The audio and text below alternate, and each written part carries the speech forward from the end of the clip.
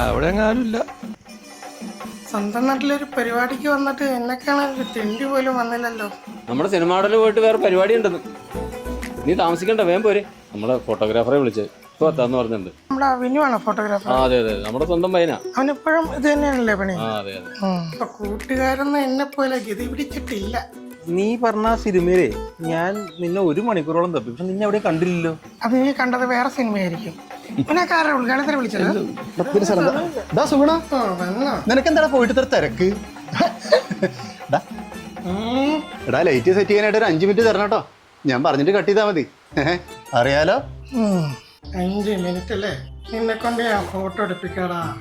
എന്നാ പെട്ടെന്ന് മുറിച്ചേക്കാം. നമുക്ക് ഒരു 2 മിനിറ്റ് സമയമുണ്ട്, വേണം നമുക്കത്. എനിക്ക് പോയിട്ട് വേറെ പരിപാടി ഉണ്ടല്ലോ.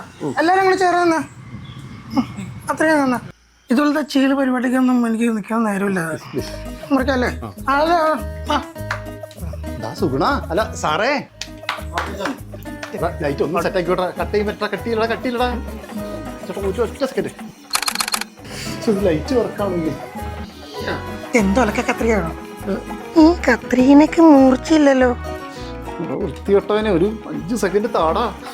പുതിയ കത്രിക കട്ട്. ലൈറ്റ് ഒന്ന് സെറ്റ് ആക്കിയോട്ടെ. കട്ട് ചെയ്യുമ്പോ കട്ടിയില്ല. ഒരു സെക്കൻഡ്. ആര് പറഞ്ഞാലും ഇനി കട്ട് ചെയ്തോ.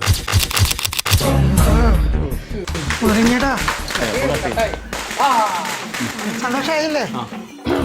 ഫോട്ടോ കിട്ടിയില്ലല്ലേ? ഞാനേ ഇത്തിരി തിരക്കിലായി പോയേ, അതുകൊണ്ടാണ് ഞാൻ വേഗം മുറിച്ച. സാരില്ല കേട്ടോ. എന്റെ കത്രിക നീ എന്റെ മാനം കാത്തു.